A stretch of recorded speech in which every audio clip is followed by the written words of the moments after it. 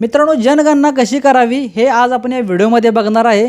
आपल्या मोबाईलवरती लिंक येते, आपण लिंक ओपन करून बघतो, पण प्रश्नांची उत्तरं कशी द्यायची आहेत, कोणते प्रश्न आहेत हे आपल्याला माहीत नसते। मित्रांनो, जनगणनेसाठी सेन्ससची एक वेबसाईट आहे, त्या वेबसाईटवरती जाऊन आपण आज जनगणना कशी करावी आपल्या स्वतःची हे आपण आज या व्हिडिओमध्ये बघणार आहे। त्याच्या आधी मित्रांनो, तुम्ही जर चॅनलवरती नवीन असाल तर टेक्निक मराठी चॅनलला सबस्क्राइब 100% करा। याच्यामध्ये असे काही प्रश्न आहेत जे तुम्हाला उत्तर देणे कठीण जाईल, त्यासाठी तुम्हाला हा व्हिडिओ पूर्णपणे बघायचा आहे। याच्यामध्ये आपण जी जनगणना करीन त्याच्यानंतर आपल्याला एक HLO हा आपल्या घरी येईल। 1 मे पासून 15 मे पर्यंत आपल्याला ही जनगणना करायची आहे प्रत्येकाने आपापल्या मोबाईलद्वारे।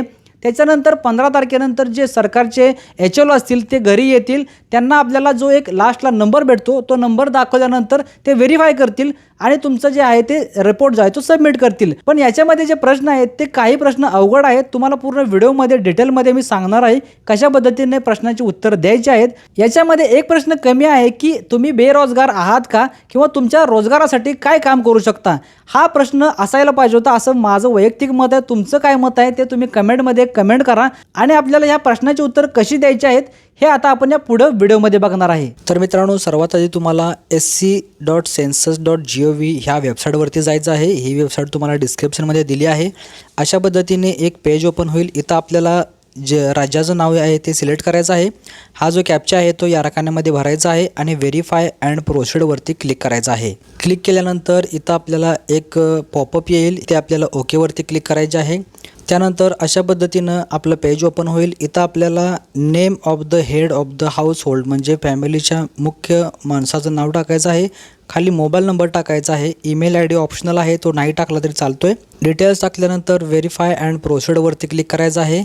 त्यानंतर आपल्या मोबाईल नंबरवरती एक OTP सेंड केला जाईल, तो OTP आलेला आहे। ओकेवरती क्लिक करायचा आहे आणि तो OTP जो आहे तो आपल्याला इथं टाकायचा आहे। त्यानंतर वरती लँग्वेजचा ऑप्शन आहे, इथं आपल्याला आपल्या आवडती जी भाषा आहे ती निवडायची आहे। आपण मराठी निवडून घेऊया। त्यानंतर खाली व्हेरीफाय OTPचं बटन आहे, याच्यावरती क्लिक करायचं आहे। क्लिक केल्यानंतर इथं पुन्हा एकदा पॉपअप येईल, इथं ठीक आहे याच्यावरती क्लिक करायचं आहे। तिथं आपल्याला सर्व प्रश्न विचारले जात आहेत, त्याचे व्यवस्थित उत्तर द्यायचे आहेत। इथं सर्वात आधी महाराष्ट्र राज्य आपण सिलेक्ट केलं होतं, ऑटोमॅटिक आलेलं आहे। इथं आपल्याला जिल्हा निवडायचा आहे। त्यानंतर खाली पिनकोड टाकायचा आहे। त्यानंतर जवळपास आपल्याला इथं नाव टाकायचं आहे, म्हणजे जो खाली मॅप आहे तो मॅप आपल्या गावाजवळ जाईल, तर इथं आपण नाव टाकायचं गावाचं नाव टाकल्यानंतर खाली इथं रेकमेंड होईल, त्याला क्लिक करायचं आहे। ठीक आहे वरती क्लिक करायचं आहे। इथं बघू शकता अशा पद्धतीनं हे मॅप ओपन होत आहे।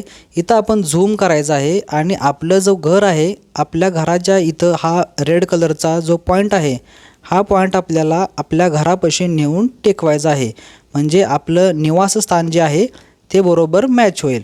खाली थोडीशी घ्यायची आहे आणि बघू शकता इथं स्थानाची पुष्टी करा अशा पद्धतीने ऑप्शनवरती क्लिक करायचं आहे। इथं क्लिक केल्यानंतर थोडंसं खाली घ्यायचं आहे आणि खाली बघू शकता इथं अक्षांश रेखांश आलेला आहे आणि जतन करा आणि पुढे जा अशा ऑप्शनच्या वरती आपल्याला क्लिक करायचं आहे। होयवरती क्लिक करायचं आहे, स्थान आपण निवडलेलं आहे। होयवरती क्लिक केल्यानंतर जनगणना घर तपशील आलेला आहे। इथं आपल्याला घराची जमीन वापराचं साहित्य काय आहे ते सिलेक्ट करायचं आहे। त्यानंतर खाली घ्यायचं आहे घराची भिंत जी आहे ती वापरलेली आहे, ते साहित्य कसलं आहे ते सिलेक्ट करायचं आहे। त्यानंतर खाली घ्यायचं आहे घराची छप्परसाठी मुख्य साहित्य कोणतं वापरलेलं आहे ते सिलेक्ट करायचं आहे। त्यानंतर खाली घराची स्थिती काय आहे, चांगली आहे, राहण्यायोग्य आहे, हे सिलेक्ट करायचं आहे। त्यानंतर खाली इथं जतन करा आणि पुढे जा या ऑप्शनवरती क्लिक करून होयवरती क्लिक करायचं आहे। त्यानंतर कुटुंब प्रमुखाशी संबंधित माहिती आहे, इथं आपल्या एकूण कुटुंबात किती व्यक्ती आहेत त्या लिहायच्या आहेत। त्यानंतर कुटुंब प्रमुखाचे नाव इथं ऑटोमॅटिक येईल, आपण आधी टाकलं होतं। त्यानंतर कुटुंब प्रमुखाची निवडलेली भाषा, कुटुंब प्रमुखाचे जे नाव आहे ते निवडलेल्या भाषेमध्ये म्हणजे मराठीमध्ये आपण इथं टाईप करायचं आहे, ते ऑटोमॅटिकली खाली येतं। त्यानंतर कुटुंब प्रमुखाचे लिंग काय आहे ते सिलेक्ट करायचं आहे। त्यानंतर तुम्ही कोणत्या जातीमध्ये आहेत, इथं तुम्ही SC ST असाल तर इथं क्लिक करून तुम्ही ही जी PDF आहे ती ओपन करून बघू शकता, याच्यामध्ये तुमची कोणती कास्ट आहे ते सिलेक्ट करायचं आहे। इथं भरपूर कास्ट आहेत।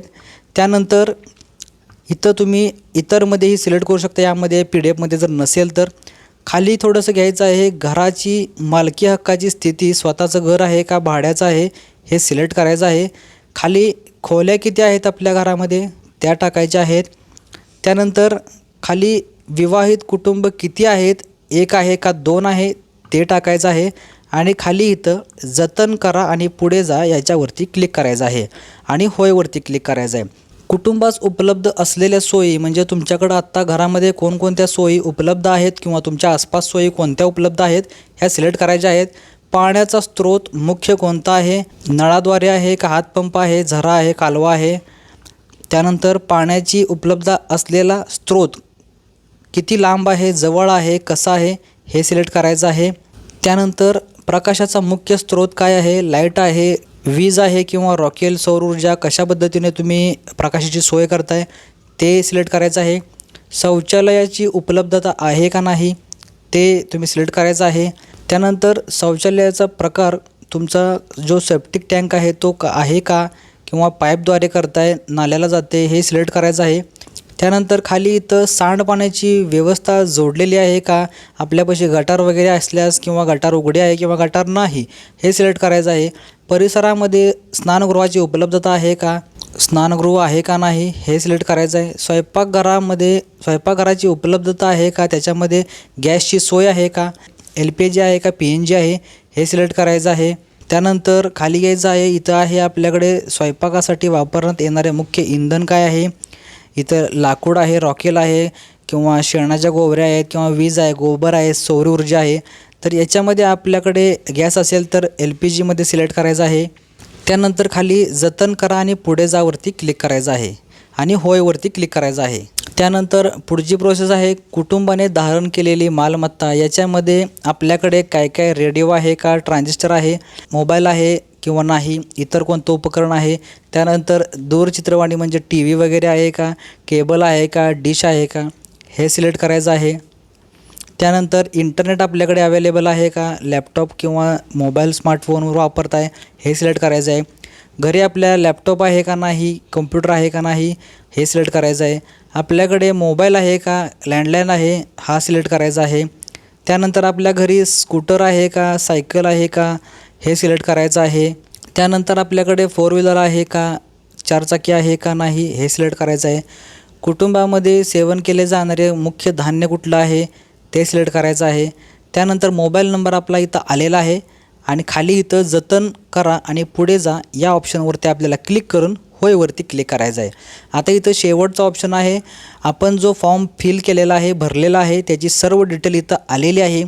या डिटेल आपल्याला एकदा चेक करायची आहे आणि याच्यामध्ये जर काय दुरुस्ती करायची असेल तर आपण पुन्हा इथं जतन करून संपादित करण्यासाठी मागे जा याच्यावरती क्लिक करून चेंज करू शकता. पण आपण हे पूर्ण चेक केले आहे. त्यानंतर आपल्याला पुष्टी करा आणि सादर करावरती क्लिक करायचं आहे आणि होयला क्लिक करायचं आहे.